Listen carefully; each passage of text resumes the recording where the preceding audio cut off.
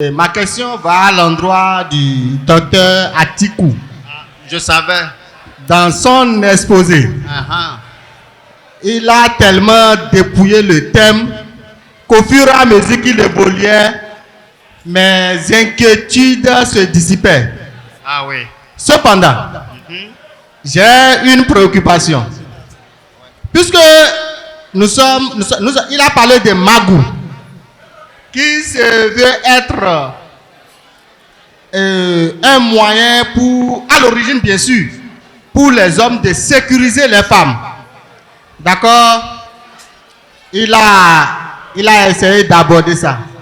Mais il y a un autre phénomène qu'on observe souvent dans les familles, dans les foyers polygamiques.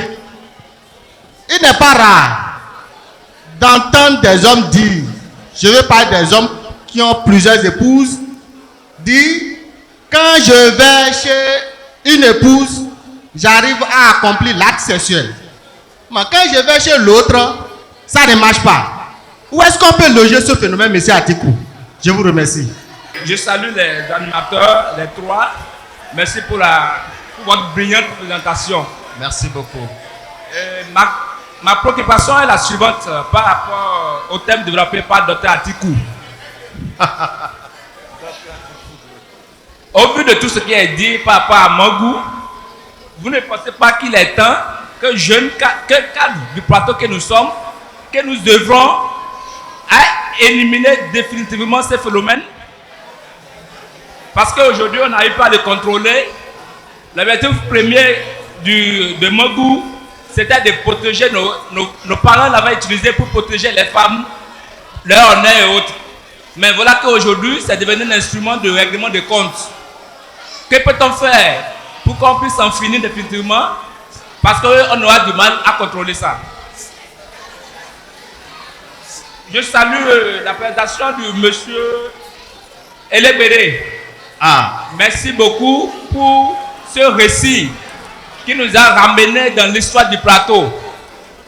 C'est vraiment intéressant. Jeunes comme nous, on en a besoin pour mieux s'organiser pour l'avenir du plateau. Merci beaucoup. Par rapport au parrainage, je reviens à M. Cyril. Votre présentation a une dimension plus sociale. Votre appel, c'est de nous amener à parrainer ne serait-ce qu'un ou deux enfants. Je pense que JCP, on peut en faire déjà une résolution de ces retrouvailles pour qu'on puisse s'organiser à prendre ne serait-ce que deux ou trois enfants à parrainer pour les prochaines éditions. Merci beaucoup. Merci. Bonsoir, chers tous. Bonsoir. Sincère remerciement au présentateur. Ma première question s'adresse au docteur Atikou. Je voudrais savoir si le Magou Héros est spécifiquement en milieu Yoruba. Ne s'est-il pas transposé aux autres ethnies ou régions de notre pays ou au-delà? Ma deuxième préoccupation s'adresse à M. Elegbede Chalman. Quelles sont les implications au plan développemental de cette mutation émancipative géopolitique socio-communautaire dans le développement du plateau? Ma troisième question à mon ami Cyril Massa. Parrainer un enfant en situation d'extrême pauvreté aujourd'hui, n'aura-t-il pas un autre regard si les centres sociaux existent? Comment contourner ce processus? Sinon, ne parleront-ils pas de enfants placés vidomégon ou enfants adoptés sous une autre forme? Merci, cher présentateur.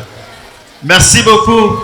Moi, c'est Laïdé Babadi de Richard, le prince Adi Roba, numéro 1, Omoyaï Ghana. Merci. Monsieur Atikou, par rapport à cette affaire de Magou, qui pour moi est un mal, est un phénomène relativement ou bien spécialement Nago. Vous, en tant qu'expérimenté, quelles sont les dispositions pratiques à prendre? Et ces dispositions-là sont sur deux plans, psychologique et maintenant spirituel, à prendre pour éviter le magou. D'autant plus qu'aujourd'hui, la même constat fait est que même dans la lampe torche, on met le magou. Dans la lampe torche, à travers les brindilles de balai, on met le magou. Sur les jeunes filles, on met le magou. Qu'est-ce qu'il faut faire? Monsieur Chalmagne, par rapport à votre communication, Olatedjou, UADP Olatedjou était créé. Après ça, c'était devenu un parti politique. Et il y a eu des dissidents. D'autres ont dit non, qu'ils pensaient que c'était pour le développement, mais ça finit par avoir une couleur politique. Est-ce qu'ils devaient quitter, toujours pour soutenir les gens de qui on voulait se libérer? Parce que vous avez cité tout à l'heure Fabon par rapport au dragon de l'OME, où l'autre a dit, dans sa chanson, Moufalilou a dit, par rapport à ce que Fabon faisait au dragon, alors que c'est lui le dragon de l'OME dans le temps. Ils ont eu l'idée de quitter l'OME à travers, pour avoir l'UADP au Latedjou, de l'UADP au parti MADEP. Et les mêmes Nago là, les mêmes Nago qui n'ont pas cherché à s'unir autour du parti MADEP. Est-ce que vous ne voyez pas que le mal est toujours dans le fruit? C'est ma préoccupation. Monsieur Massa, moi j'ai suivi votre communication. Ma doléance est que ceux qui sont déjà bien assis, essayent d'aider les plus démunis, aident les enfants à éviter le décrochage pour raison de manque de soutien financier et ne pas en faire une orientation politique. C'est tout ce que j'ai à dire par rapport à votre communication. Merci. Moi, c'est Alain Achechon. Ma réponse s'adresse à M. Massa. Par rapport à l'appui aux enfants démunis, moi j'aimerais suggérer que cela soit structuré au niveau du JCP. Parce que avant de dire qu'un enfant est démuni, il y a des enquêtes préliminaires qu'il faut mener pour vraiment se rassurer que l'enfant est vraiment démuni. Et ce dont l'enfant a besoin de façon fondamentale. J'aimerais que cela soit géré au niveau de JCP du Ban. Dans telle commune, nous avons tel nombre d'enfants et exprimer ces besoins-là par enfant. Là, ceux qui sont intéressés pourraient s'adresser à cette structure-là. Et nos acteurs se lèvent de façon individuelle pour dire bon, j'ai trouvé celui-ci, il a besoin de ça, et on peut vraiment faire ce que les besoins soient identifiés par enfant et que cette structure-là se charge de communiquer sur le forum pour dire voilà, nous avons un enfant et chacun pourra intervenir selon sa capacité. Merci. Bonsoir. Moi, c'est Adebiaye Chango, Félix. Et je voudrais, à la suite de mes autres frères, remercier les communicateurs pour leur partage. Ils ont partagé avec nous le fruit de leur réflexion. Nous les remercions pour ça. Et je pense que la dernière communication interpelle plus, à mon sens, à mon avis, le creuset qui nous réunit aujourd'hui. C'est-à-dire comment un JCP pourrait faire pour être plus utile au sein de la population du département. Et en ce sens, je rejoins mon frère Adeyika qui disait que ça doit faire une résolution. Nous devons prendre une résolution à partir de cette édition en ce qui concerne ce volet-là, le volet social de JCP. Je pense que les prémices se font déjà par rapport à que doit devenir le forum de JCP. ONG, association, vous voyez, dans ce sens, dans cette perspective, je pense que on pourrait voir les activités déjà à travers cette communication. Nous pouvons déjà voir les activités probables que cette association ou cette ONG pourrait amener à faire. Georges. Et je ne réponds pas à celui qui m'a précédé, mais en disant que nous avons dans nos communes des centres sociaux. Et je pense que c'est les plus habilités à savoir... Même pour répondre, les on ne peut pas critères, répondre. en ce qui concerne les enfants démunis. Donc, si on doit même faire quelque chose, c'est toujours mieux de se rapprocher de ceux-là pour, en réalité, contribuer à aider au mieux les enfants. Eux, ils ont des critères, ils savent comment les identifier, comment les accompagner et qu'est-ce qu'ils ont besoin. Là, on pourrait faire œuvre utile. Voilà un peu ce que je voulais partager avec vous. Et pour finir, je voudrais remercier les frères ici qui ont effectué le déplacement. Merci beaucoup. Je voudrais dire que nous sommes prêts à accompagner ce projet si la jeunesse du plateau, je peux parler des cadres du plateau, peuvent prendre ce dossier en main et identifier des démunis, effectivement, les enfants démunis qu'on peut accompagner. Ne serait-ce que chacun puisse dire, moi je prends en charge un enfant et que sa scolarité, ses fournitures, chaque année, je suis prêt à déposer quelque chose pour l'accompagner.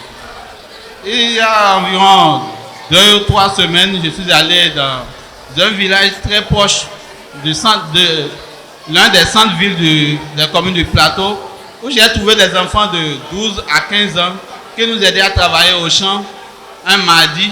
Et ils disent qu'il n'y a pas une école à côté et qu'eux ne vont pas à l'école. Près de 20 enfants qui ne vont pas à l'école parce qu'il n'y avait pas une école à côté. Donc, on doit travailler sur ce point et aussi identifier ces zones, demander à nos autorités qui sont au niveau de l'éducation s'il faut implanter des écoles, comment faire pour que ces jeunes aussi puissent avoir accès à l'éducation. Ma deuxième question, ça concerne mon coton Atikou. Je voudrais savoir l'effet, bien, l'utilisation de préservatifs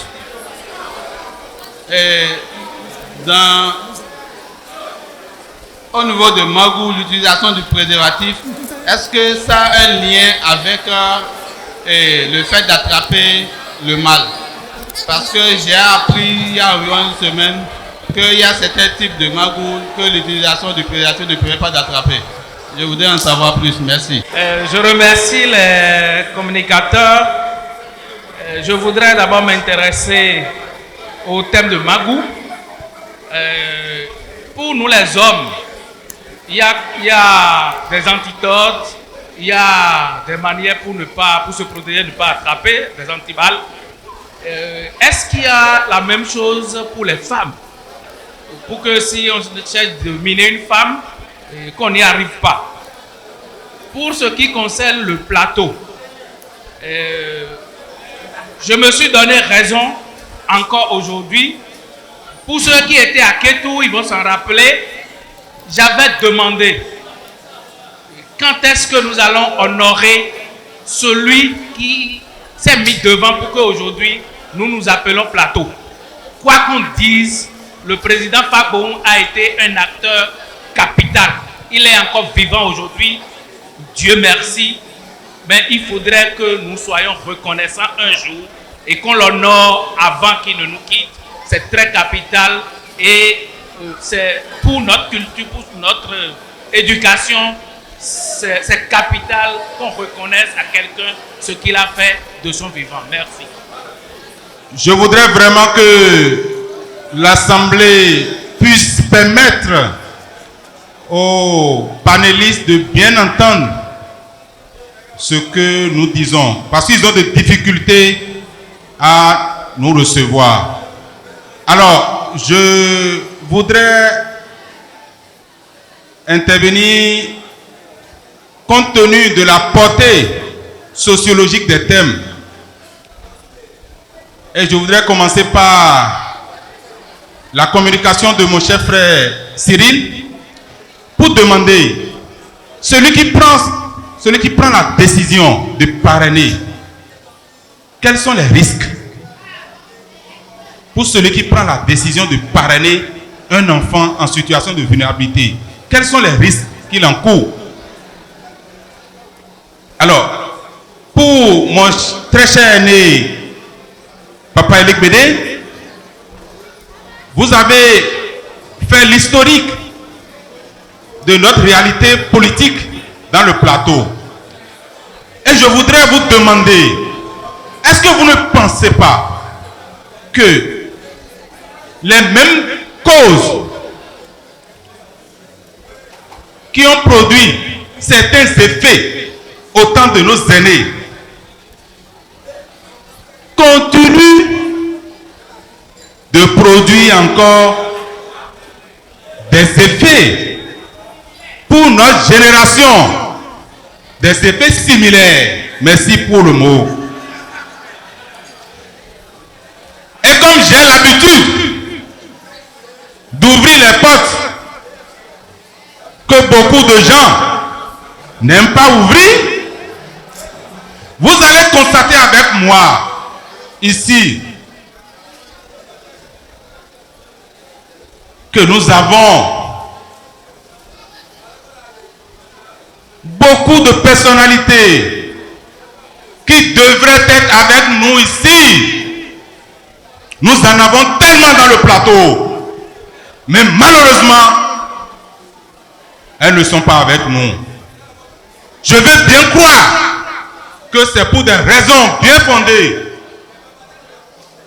Mais quand il s'agit du développement de sa localité, quand il s'agit de l'intérêt général, je pense que nous devons nous unir. Parce qu'il ne sert à rien de prononcer le thème union, développement, sans le mettre en pratique. Donc, monsieur Elik Bédé, je voudrais que vous le dites franchement. Est-ce que les causes qui avaient produit les effets là ne produisent pas encore aujourd'hui les effets similaires? Et si c'est ainsi, alors ça risque, parce que nous jeunes, qui prenons comme exemple nos aînés, nous risquons de poser les mêmes actes pour le malheur de notre développement. Et nous ne le souhaitons pas. Je voudrais finir par la communication de notre tonton très adoré Atikou pour dire, j'ai appris récemment que une femme sur laquelle, ou bien sur qui, excusez-moi, le mari a mis un truc du genre, et que par la force des choses, les deux arrivaient à divorcer, et que la femme, pendant une période donnée, n'arrive pas à se satisfaire sexuellement, que le magou risque de se retourner contre elle. Est-ce vrai? Je vous remercie pour l'attention. Je remercie les panélistes. Ma question s'adresse directement à M. Massa. C'est par rapport au parrainage. Je ne vais même pas dire que c'est une question, c'est une doléance. Je m'appuie sur M. Adé Inka qui a fait une proposition. Ma proposition est celle-ci. Pourquoi la JCP ne peut pas parrainer un enfant par commune, c'est-à-dire 5 enfants que nous allons suivre jusqu'à la fin de leur carrière? C'est une proposition. Si on le fait aussi, je crois que on va dire désormais que la JCP a fait ceci. Aujourd'hui, au moins, on peut marquer ça. C'est juste mon apport. Merci. Dans l'explication, dans votre exposé, vous avez dit que pour contacter le magou, il faut qu'il y ait un approchement sexuel avec la femme. D'une part. Maintenant, est-ce que le magou protège réellement la femme là? Parce que la femme doit commettre d'abord l'adultère avant de comprendre que le magou travaille. Est-ce que réellement le magou la protège la femme? Ma deuxième préoccupation, c'est un endroit de mon cher papa, M. Legbede. Dans votre exposé, vous avez dit la commune d'Adjaoué n'existait pas presque. Alors que l'histoire nous a enseigné que le royaume d'Adjaoué existait depuis le XVIe siècle. Comment on l'appelait au XVIe siècle si elle existait déjà depuis le XVIe siècle et vous dites à l'arrivée des colons que Adjaoué n'existe pas? Je vous remercie. Je vais aller de question en question et ceux qui ont posé les questions vont essayer de se reconnaître. Il y a le premier intervenant qui se demande que un moyen de sécurisation au commencement, mais dans les foyers polygamiques, il y a des dysfonctionnements érectiles qui sont attribués au fait que le mari, chez certaines femmes, ça marche et ailleurs, ça ne marche pas. Est-ce que c'est toujours le magou? Dans le cas d'espèce, ça va être difficile de déterminer si c'est le magou ou si ce n'est pas le magou. Mais ce que je vais dire, étant donné que dans l'enquête qui a permis de catégoriser les magous, il est dit que parmi les manifestations de magou, il peut arriver qu'en montant sur une femme, un homme perd temporairement ou définitivement son érection. Ça fait partie des manifestations de magou. Mais dans le cas d'espèce, si ça marche chez une femme et que ça ne marche pas chez une autre, il faudrait chercher la cause en dehors du magou, parce que nos mamans m'excusent, elles sont dans la salle, elles sont nos soeurs, elles sont nos mamans, elles sont nos épouses. La ruse de la femme peut faire qu'une femme s'approprie cette intimité de l'homme et fasse ce qu'on appelle le nœud. Quand une femme a fait le nœud, ça veut dire qu'elle sent quand il faut détacher. Et quand la personne va ailleurs, elle noue ici. Et puis, ça ne marchera pas. Si tant est qu'il existe cette alternative, on ne peut pas dire que c'est le magou. Parce que si c'est le magou qui a mis fin à cette fonction organique, c'est-à-dire qui fait que ça ne prend plus. Si c'est le magou que l'homme a contracté ailleurs, ça ne marchera pas chez les différentes femmes. Mais si ça marche chez quelqu'un, si vous êtes père de foyer, commencez par chercher à partir de quel moment ça ne marche pas. Si c'est chez une seule personne que ça marche, ça veut dire qu'il y a problème. Ça veut dire que intelligemment, vous pouvez remonter. Si c'est chez elle seule que vous allez, ça prend.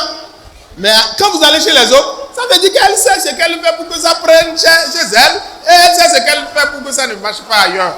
C'est ce que je peux dire. En tout cas, nos mamans sont puissantes, elles sont en capables. Ça peut ne pas être le magou, ça peut être le nœud. Maintenant, la deuxième question, est-ce qu'il n'est pas temps d'éliminer le magou définitivement? Et que faire pour l'éliminer? Cette question qui vient de Abil m'amène à dire que dans mon exposé, j'ai quand même dit qu'il y a des dispositions sociales même déjà qui sont prises pour réglementer le magou. Même la société, même où on utilise le magou, les gens sont conscients que c'est un danger. La preuve est qu'il y a certaines sociétés où le magou est interdit. Je parlerai en termes vulgaires. Il y a une communauté où on dit Oko l'envoudidja Oko, il n'y a pas de magou dedans. Si quelqu'un cherche ta femme, toi-même tu cherches sa femme. Ça, dans cette communauté, si tu utilises le magou, c'est collectivement que les gens vont se retourner contre toi. Si les gens montent sur ta femme et ils constatent que quelqu'un a attrapé magou, les gens vont s'unir pour t'éliminer. Parce que tu as posé un acte que la communauté ne veut pas. Si quelqu'un cherche ta femme, On se demande, toi-même, si tu es capable, cherche sa femme. Et ça s'arrête là. Alors, la meilleure, déjà dans une communauté qui se comporte comme ça, il y a déjà ce qu'on appelle la pression sociale qui se lève déjà contre le magou. Parce que comme je l'ai dit dans ma communication, regardez souvent ceux qui meurent de magou. Ce sont les gens qu'on appelle badjoumans. Et les badjoumans, c'est des gens qui ont une certaine capacité financière, une visibilité sociale. Des gens qui apportent un plus à la société. Ils peuvent avoir des vices. Les badjoumans ne sont pas des saints. C'est des gens qui ont des vices. Mais quand même, de par leur prestige, ils influencent la société. Quand on paie un badjouman dans une société, ce qu'on paie, c'est plus que la disparition de cette personne. Il y a un impact sur la société. À cause de ce badjouman-là, il y a des gens peut-être qui viendraient réaliser des choses au village. Quand il s'en va, il y a toute une opportunité, plusieurs opportunités qui s'éteignent. Alors, dans les sociétés, pour que les gens puissent mettre fin à cette disparition tragique des gens importants, parce que c'est les gens importants que les femmes cherchent. Si tu n'es rien dans la société, tu ne cherches pas, même elle ne viendra pas, tu n'auras même pas l'opportunité d'attraper le magou. Ça, c'est clair. Donc, pour qu'on mette fin à ça, il faut que la société elle-même d'abord commence par mettre des pressions sociales, comme je vous l'ai dit. Maintenant, il faut qu'on contrôle la connaissance qui permet de réaliser le magou. Ça ne doit plus être une connaissance vulgarisée. Les initiés qui ont cette connaissance doivent la préserver jalousement. Ce n'est pas des choses à mettre à la portée des élèves. Aujourd'hui, on retrouve les magous dans les collèges. 2 élèves de 4e, 3e qui cherchent une copine commencent par mettre de magou. C'est très dangereux. Où est-ce que l'élève a trouvé le magou? Parfois, on attrape des gens, des enfants, on pense qu'on le leur a donné. Il dit que c'est lui-même qui a réalisé ça. Pour qu'il réalise ça, il faut qu'il ait accès à la connaissance, qu'il connaisse la formule, qu'il connaisse la formule. Comment on s'est débrouillé pour que cette formule arrive à la portée d'un élève? Même il y a dans l'ancien temps, dans les sociétés traditionnelles, il y a des pères de famille qui ne connaissent même pas comment on fabrique le magou. Au-delà de 60 ans, 70 ans, tu dis magou, il ne connaît même pas. Parce que ceux qui ont la connaissance n'ont pas mis ça à la portée de n'importe qui. Mais aujourd'hui, il suffit qu'un enfant donne deux gaz de sodabi à un vieux, il dit, prends ton bic, je vais te donner quelque chose. Il donne la formule de magou. C'est comme si vous livrez la formule de la fabrication de la bombe atomique. Regardez toutes les pressions qu'on est en train de faire sur l'Iran pour qu'il ne réalise pas la bombe atomique. Mais ici, c'est notre bombe atomique. Lorsque vous livrez la formule, on ne peut pas éradiquer. Donc, pour qu'on éradique, il faut d'abord contrôler la diffusion de la connaissance. Et petit à petit, qu'on commence par enlever cette connaissance-là, des connaissances endogènes transmissibles. Et puis, en plus, qu'on commence aussi par fortifier, par apporter de l'appui aux connaissances qui permettent de réaliser l'antidote. L'antidote aussi de magou, c'est une connaissance. Mais si tout le monde connaît comment se prémunir du magou, peut-être que plus personne ne serait plus victime de magou. Donc, l'éradication ne peut pas se faire du jour au lendemain. Mais la circulation, la distribution de magou peut être contrôlée du jour au lendemain avec l'effort de la société et la contribution de tout le monde. Nous-mêmes d'abord, commençons par prendre conscience. Autant que nous sommes ici, nous sommes des intellectuels. Qu'est-ce que ma femme peut me faire? Et c'est avec le magou que je vais régler. Bannissons ça de notre comportement. Conseillons à nos jeunes frères que ce n'est pas la bonne démarche. Et que celui qui le fait, non seulement s'expose à la sanction sociale, je vais même vous dire, dans certaines sociétés, si vous mettez le magou sur votre femme et que quelqu'un l'attrape dehors, si les gens prouvent que la personne est morte de magou pour avoir monté sur votre femme, c'est les femmes, les grandes, nos mamans qui vont vous éliminer. Et la philosophie qui est derrière. Nos mamans disent ce que Dieu leur a donné, il n'a pas mis de piège. Est-ce que c'est toi, un imbécile, à qui on a accordé la petite main là, c'est toi qui te donnes le droit de mettre piège dedans? Dieu qui a créé ça n'a pas mis piège. Pourquoi toi, un petit individu imbécile, tu viens placer de pièges dedans? Les mamans qui vengent la femme ne les connaît même pas. Mais les mamans vont venger la femme. Alors, si quelqu'un est conscient de ça, qu'il peut mourir bêtement pour avoir miné sa femme, parce que les gens qui vont réunir leurs forces pour la battre seront plus puissants que lui, il ne va pas le faire. Donc ça fait partie aussi de la pression sociale. Et Rafiou a demandé si le magou est uniquement Yoruba, de la société Yoruba ou ailleurs. Moi, je ne dirais pas que c'est uniquement un phénomène de chez les Yoruba. Mais moi, je l'ai étudié dans un champ donné, le champ de la communauté Yoruba, que je connais le mieux. Parce que je vais vous le dire, j'ai déjà fait une publication sur le magou en 1994 et publié dans le journal des élèves et étudiants de la commune de Kétou qu'on appelait à l'époque Alagbe. Donc ce n'est pas aujourd'hui que j'ai fait mes enquêtes anthropologiques. J'en avais fait et j'ai approfondi. Ça veut dire que quoi? C'est dans la communauté Yoruba que moi, j'ai fait mes enquêtes. J'ai récolté des informations. Mais ailleurs, ça ne va pas s'appeler le mangou. Donc, lors de la clarification conceptuelle, moi j'ai dit la signification dans le milieu Yoruba. Mangouerie ne monte pas là-dessus. Héros, ça veut dire 1000. Ailleurs aussi, dans d'autres variétés dialectales de Yoruba, peut-être ça ne s'appelle pas héros. Ça peut être aidé ou bien autre chose. Mais c'est chez nous que le phénomène mangouerie se produit. Ailleurs, ils ont leur manière aussi de miner leurs femmes.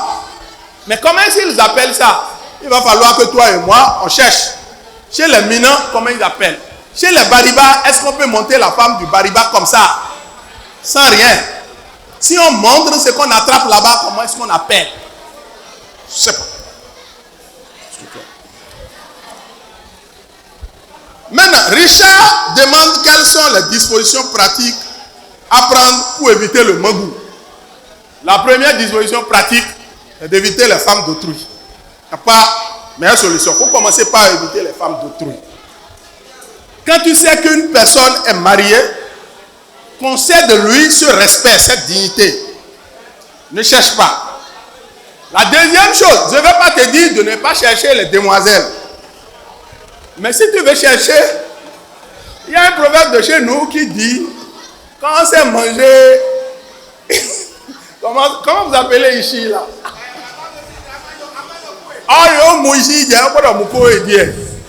Donc toi-même, il faut exercer une certaine vigilance. C'est Dieu qui protège. Il n'y a pas un homme qui est plus fort et qui peut échapper. Je vais vous montrer un exemple. Même quand on te donne des antidotes de mangou pour dire, si tu penses ça, tu n'auras pas le mangou. Il y a des gens qui ont des manières de placer mangou. Ton antidote ne va pas fonctionner. Il sait comment il va mettre. Si tu as mis l'antidote sur toi, tu vas tomber dedans. La preuve est qu'il y a des gens qui se sentent armés d'antidotes et qui sont allés à l'assaut des femmes réputées portant mangou et qui en sont morts. Je vais vous donner un exemple. C'est arrivé à un frère. Il est chauffeur. Et il est allé dans un village. Dans le village, il y avait une très belle fille. C'est un cousin à moi. Très belle fille. Et lui, en tant que chauffeur, il vient tous les 5 jours. Il a commencé par courtiser la fille. Les gens sont allés lui dire, il ne faut pas toucher à cette fille. C'est un danger. Premier mari est mort, deuxième mari est mort, troisième. La quatrième personne vient de mourir. Tout le monde l'abandonne. N'y va pas. Il a demandé quoi? On a dit que sur la femme, il y a héros, mangou. Il a dit si c'est mangou là, il faut laisser. Les antidotes que lui, il a là. Il y en a plusieurs chez lui à la maison. La femme elle-même le lui a dit après. A dit attention, je ne veux plus tuer quelqu'un. Toi, laisse-moi tranquille. Mais il a été tellement généreux avec la femme au fil du temps. Et la femme lui a dit, pour tout ce que tu fais, je suis prêt à sortir avec toi. Mais est-ce que tu es sûr, je te préviens, quand on monte sur moi et qu'on descend, c'est la tombe. Je n'ai pas encore trouvé quelqu'un pour me délivrer. Il a dit, moi je suis capable. Il a mis toutes ses puissances. Il est monté sur la femme. Il est mort dans son véhicule. Quand il a quitté la femme, il est revenu là. C'est au volant, il est mort. C'est au volant. Qu'est-ce que ça veut dire? Mais ceux qui lui ont donné l'antidote là, ce n'est pas des plaisantins. Ce n'est pas des plaisantins. Mais maintenant, les gens ont remonté l'histoire de cette dame. Qu'est-ce qui s'est passé? Ce n'est pas un mari qui a miné la dame. Ce n'est pas un courtisan qui l'a miné. C'est son papa qui a miné sa maman et qui lui a donné une poudre pour faire la bouillie et boire. La maman devait boire la bouillie toute seule. Mais la fille était petite. Elle est rentrée. Le reste de la bouillie dans le plat, la maman a déposé le plat. Elle a lapé le plat et elle a bu le reste. C'est ce jour-là qu'elle a attrapé le magou. Et elle est restée comme ça jusqu'au mariage. Quand elle s'est mariée, son mari est mort le jour où il a eu le premier acte avec lui. Et ainsi de suite, jusqu'à ce que... Mais finalement, quelqu'un a fini par épouser cette femme parce que celui-là a fait des recherches et il a su comment on élimine le type de magou que la femme a pris. Et lui, il est allé chercher les remèdes, il est venu éliminer et il a épousé la femme. Ça veut dire que quoi? Moyen d'éviter le magou, c'est la prudence. Le respect de la femme. Vous cherchez une femme, il faut discuter avec elle. Il y a des femmes qui vont te dire, moi-même là, je ne suis pas sûr de mon mari. Il me surveille. Depuis un certain temps, il me soupçonne. Il peut avoir placé quelque chose sur moi. Mais si la femme te dit ça, et tu dis que tu veux monter, c'est que tu es sûr de toi. Donc, la prudence, beaucoup de respect pour la femme d'autrui, et aussi faire beaucoup de prières. Il semblerait que les femmes qui portent de perles sont plus prémunies, sont plus protégées. Donc, il faut chercher les femmes qui ont de perles. Bon, ça c'est pour amuser. Il y a l'utilisation de préservatifs protège-t-il de magou? Celui qui a posé cette question, je vais lui répondre ceci. Il ne faut pas jouer avec le feu. J'ai dit tout à l'heure, dans la catégorie des magous, que ce n'est pas tous les magous qui nécessitent même la pénétration. Il y a des magous, tu escalades la femme est couchée, tu l'escalades, tu attrapes le feu. C'est pourquoi vous allez voir d'autres personnes. Ils sont aussi respectueuses de la femme et surtout de son intimité. Quand la femme est couchée comme ça, il vient, il va tourner pour aller passer par là-bas, il ne va pas la traverser. C'est ça qu'on appelle homo odouagba. Ça veut dire que odouagba, il sait que dans ce petit geste-là, il n'a. La femme se met nue devant toi. C'est déjà une partie d'intimité. Il y a des gens qui, dans leur héros, un guérisseur m'a dit, parmi la catégorie des magous non matériels, c'est-à-dire les magous qui n'ont pas besoin de support, qu'on transmet à coups d'incantatoire ou avec des rituels, il dit, si tu vois la nudité de la femme, tu peux attraper le magou. Si c'est une femme qu'on a minée de façon immatérielle, c'est-à-dire on n'a même pas touché son corps, on a prononcé des incantations, ou bien on a pris sa photo et on dit, à partir de ce jour, parce qu'il dit, pour les magous immatériels, même le mari qui veut placer ça, il y a quelque chose, chez Gégé. Mais chez Gégé, chez Bodi, on a Morio, chez Makim, elle est aussi nous, les chez Gégé. Oda Bodi, il y a un welika, l'on y a qu'un roho, chez Kokomagou, et un quelque aussi nous, tu as boué les roho, il y a un nika. Biko chez Gégé, il va encore tuer des gens dans sa propre maison. Donc, à partir de ce moment-là, est-ce qu'on peut dire que quelqu'un qui a pris préservatif et la femme qui a été minée immatériellement se met nue à lui, il n'a même pas encore besoin de rentrer dedans, il a déjà attrapé Mago. Le feu l'a déjà atteint. Ça veut dire que quoi? Ça veut dire que de toutes les façons, il faut toujours respecter la femme.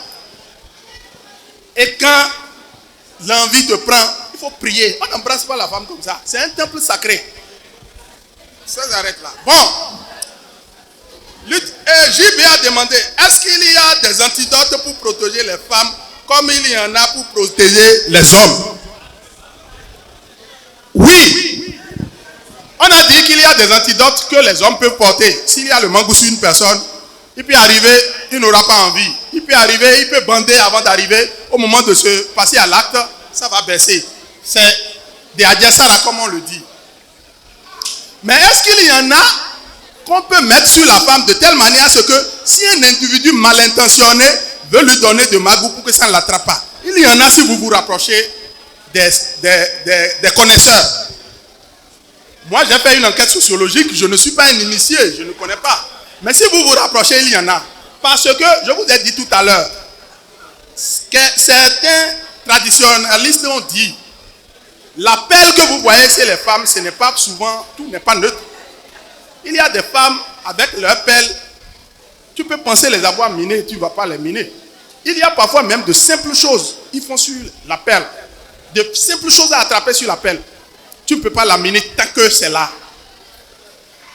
Ça, c'est une prémunition. Il y a aussi des parents qui, sachant ce qui se passe aujourd'hui, essaient de protéger leurs filles contre des camarades en classe. Imaginez le mangou dont on dit que c'est un bois, un petit bois, qu'on peut tendre en direction de la femme. Pendant la récréation derrière l'école, si un énergumène vient avec ça, et il tend ça sur 5 de ses camarades. Vous voyez le danger? Donc, aujourd'hui, il y a des moyens pour protéger la femme. Et faire en sorte que autrui ne met pas de mangou sur elle. Mais il faut se rapprocher de ceux qui connaissent. Moi, je ne connais pas. Mais ça existe. Toba, est-ce que si les femmes mineures veulent développer, est-ce que si une femme minée venait à développer, elle n'a pas de rapport, est-ce que si une femme minée, par son mari, divorce, et qu'elle n'a pas de rapport avec un autre mari, elle ne se remarie pas, est-ce que le magou ne va pas se retourner contre lui? C'est ce que tu as dit, non? Je l'ai dit dans ma communication. Il y a des mangous qui ont des durées. Il y a des mangous on pose sur des femmes. Ça a une durée. Si quelqu'un ne l'attrape pas pendant cette durée, ça attrape la femme. La femme commence par sentir des mots violents de ventre, ainsi de suite. Et au bout du rouleau, elle commence par maigrir, par dépérir, anémier. Et c'est l'effet du mangou qui n'a pas trouvé de victime. À partir de ce moment-là, la femme divorcée dont tu parles, moi, il ne sait pas la catégorie de magou que son mari a mis sur lui. Mais il est dit dans la catégorie des magous qu'il en existe qui attrape la femme qui n'a pas trouvé de démineur. De quelqu'un à qui il faut transmettre ça. Le magou traite la femme elle-même. Or, il y en a que la femme peut porter indéfiniment. Regardez celle dont on a parlé. De l'enfance jusqu'à la demoiselle. Jusqu'à l'âge de demoiselle. Elle a porté le magou sans le savoir. Donc, c'est possible. Lawani Raoufou, tu voudrais savoir si le mangou est véritablement un instrument de protection pour nos parents. Du moment où, selon toi, il faut qu'on s'approche de la femme avant de l'attraper. Donc si on s'est approché de la femme, est-ce que la femme est encore protégée? La protection dont il s'agit ici, il ne faut pas voir ça dans l'acte sexuel. Je vais te donner un exemple. Il y a des gens, on attrape leur femme avec un homme qui a commis l'adultère. Et la famille dit, la femme va partir parce qu'elle a commis l'adultère. Le mari dit, moi je n'abandonne pas ma femme. Est-ce que je vous ai dit que je n'en veux plus? Je veux garder ma chose. Mais le mari qui dit qu'il veut garder sa chose là, il sait pourquoi il veut garder sa chose. Peut-être en dehors de l'acte que la femme a commis, elle a d'autres qualités. Donc, la protection dont on parle, elle est dissuasive. Si tu montes sur la femme de quelqu'un aujourd'hui, tu attrapes le mangou, tu vas fuir la femme des autres. Ou bien tu ne vas pas fuir. Raouf, si quelqu'un montre, c'est pas toi. Hein. quelqu'un montre sur la femme d'autrui, il attrape le magou, il met tout de suite. Les autres qui ont vu ça là, quand ils vont voir la femme d'autrui là, même si elle se met nue, ils vont se déchausser et ils vont fuir. C'est ça, non? Est-ce que le magou a commencé par protéger les femmes dans le village où ça ne protège pas? Hein?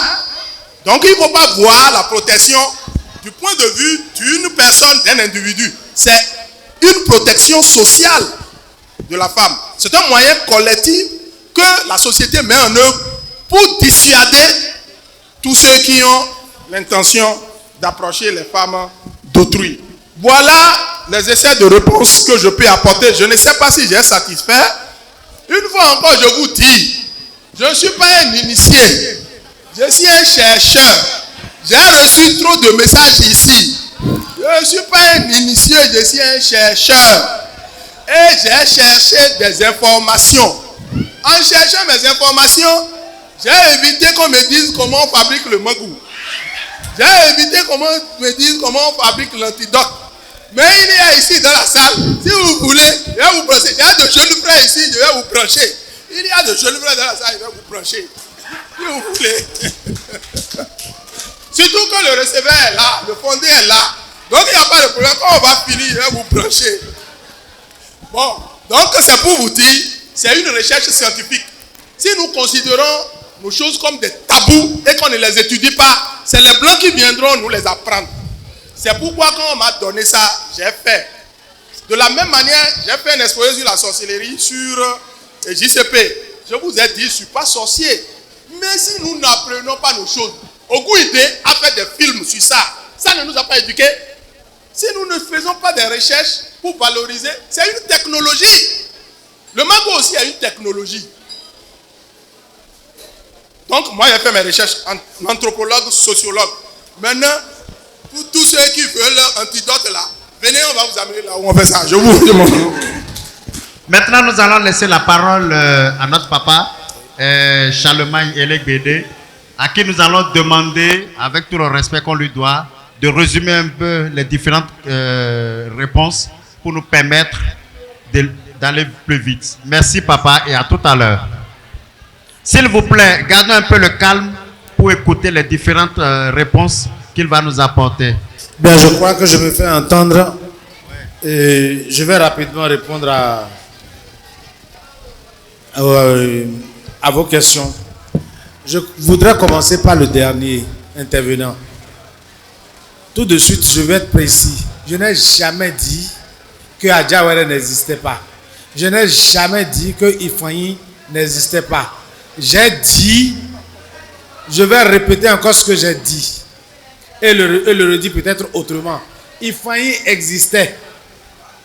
Mais Ifanyi n'était pas une commune avant. Misrete existait. Misrete n'était pas une commune avant. Je le dis en langage simple. Donc, en tant que circonstance administrative, c'est à un moment donné qu'on a dit Ifanyi devient commune. Le royaume d'Ifanyi existait bien avant. Personne n'y a touché. Le roi d'Ifanyi était déjà bien là. Je crois que monsieur le maire est là pour me dire si je mens. Donc, Misrete, par exemple, Katagon, c'était dans Sakété. Igbo Oro ou Ikpile, c'était dans Sakété. Mais après, on a dit qu'il faut enlever Ikpile et en faire disons une ville ou un village, si vous voulez, d'Adjawere. Donc, ce n'était pas dans Adjawere. Adjawere existait, mais Adjawere était dans Pobé. Et c'est pour ça que j'ai dit, si vous avez bien suivi mon développement, j'ai dit au départ, quand en 1964, le président Akpeti a voulu qu'il y ait décentralisation, ils ont voulu seulement ériger quelques villes en communes. Et j'ai cité à peine 5 villes. Donc voilà un peu ce qui s'est passé. Le royaume d'Adjawere existait, c'est toute une histoire. Je ne suis pas historien, mais j'ai lu ça un peu. Ça existait il y a très longtemps. Voilà. Donc, mais Adjawere n'était pas une entité administrative à part comme elle l'est aujourd'hui. Je ne sais pas si je suis déjà assez clair. Et je voudrais encore préciser là que c'est pour ça qu'on dit le terme découpage. découper. Simplement, à un moment, on découpe. Et vous allez voir, au niveau de... En 1999, nous avons eu 77 communes. Nous n'étions pas 177 communes auparavant. Mais en 1999, la loi dit c'est 77 communes. En 1999, la loi dit c'est 12 départements. Mais on est resté comme ça. On a continué par parler de Ouémé Plateau. En 2008, je peux même vous donner le numéro du décret. En 2008, c'est le décret 2008-773 du 15 octobre 2008, portant création, attribution, organisation et fonctionnement de la Commission nationale chargée de proposer au gouvernement un nouveau découpage territorial. Le superviseur, c'était le feu président Albert Tevo Idré. Le président de la commission, c'était M. Richard Adjaro. Le rapporteur général, c'était M. Denis Aliyerima. L'adjoint, c'était François Eussou, l'ancien préfet de l'Ouémé Plateau. Les membres, il y avait des gens comme Karimou Rafiatou, Ousmane Vatoko, Mathias Gogan qui a été préfet. Mais tous ces gens-là ont fait des propositions techniques. Ça n'a rien donné.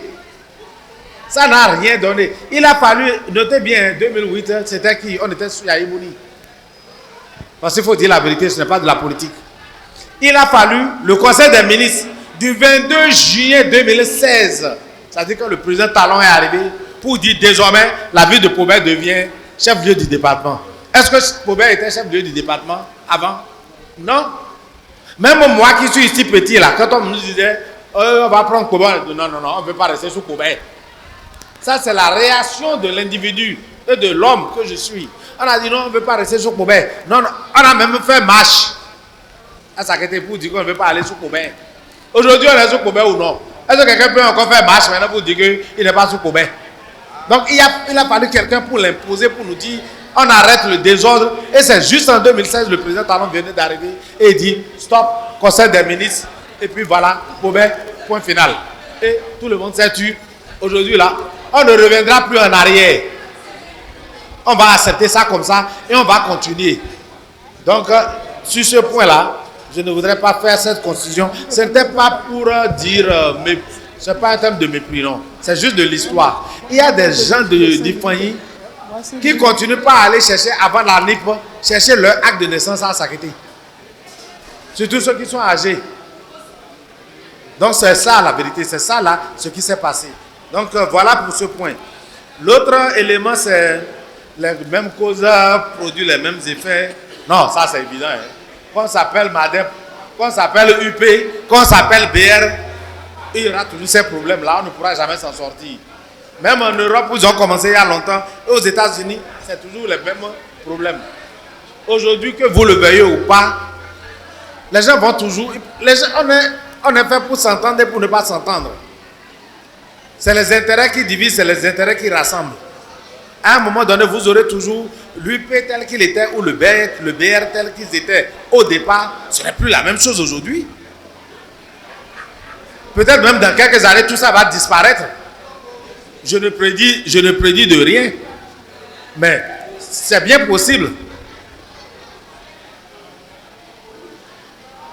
Vous avez dit, ceux qui ont quitté quelqu'un a dit que ceux qui ont quitté, donc Olatenju a voulu devenir MADEP. Non, Olatenju n'a pas voulu devenir MADEP.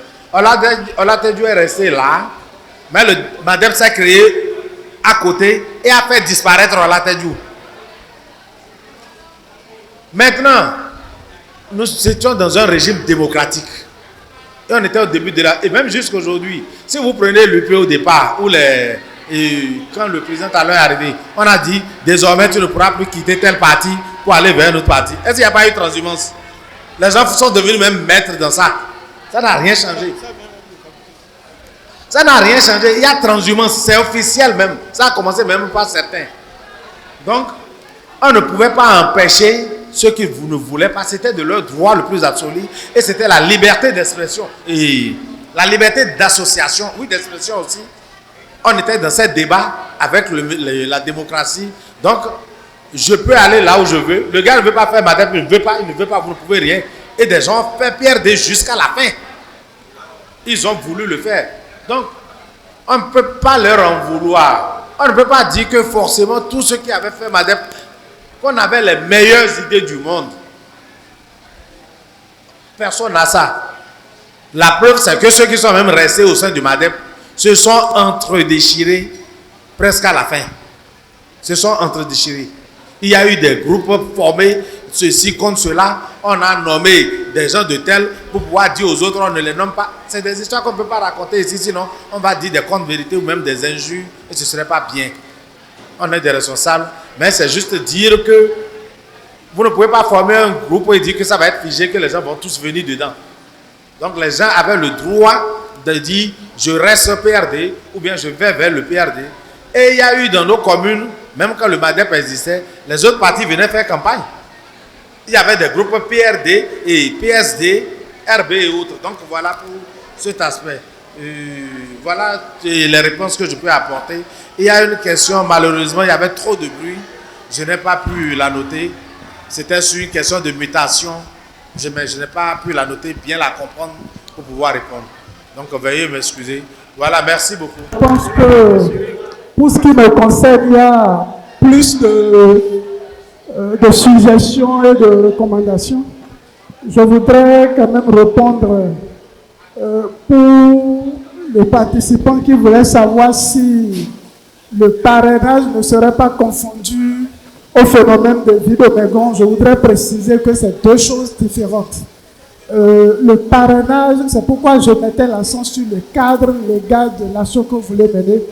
Le parrainage ne consiste pas à déplacer l'enfant de son cercle familial.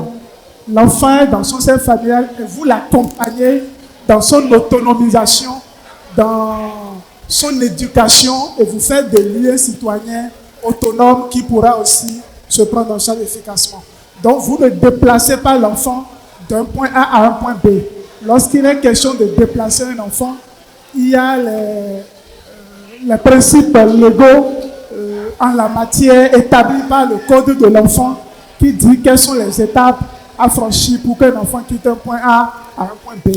Donc c'est deux choses à ne pas vraiment mélanger. Pour ce qui concerne la vulnérabilité des enfants, je voudrais aussi rappeler que la vulnérabilité ne se décrète pas.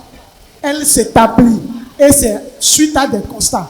Et ce constat se fait à travers une enquête sociale assortie d'un rapport conséquent.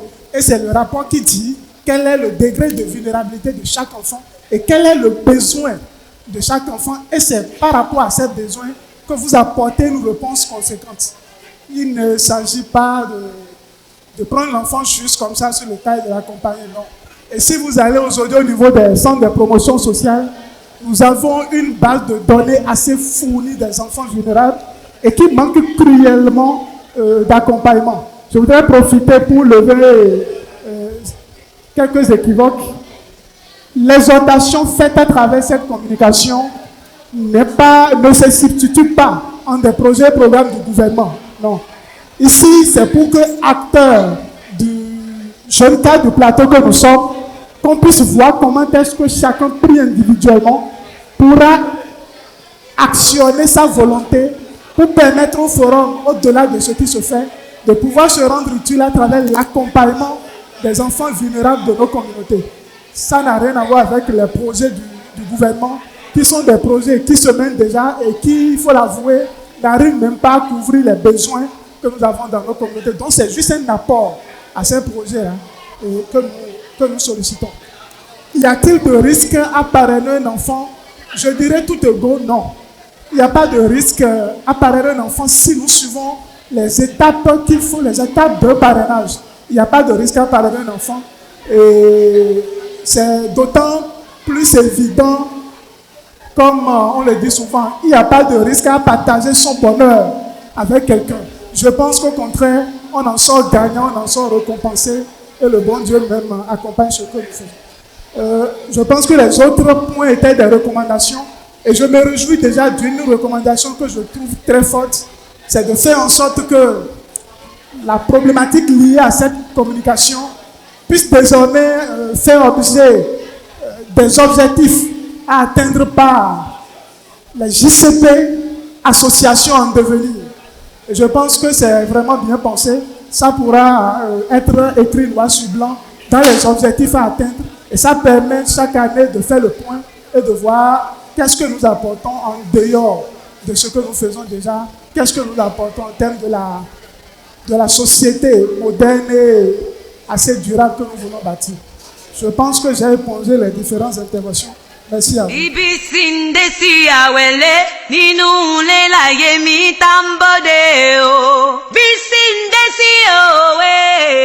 Bisindesi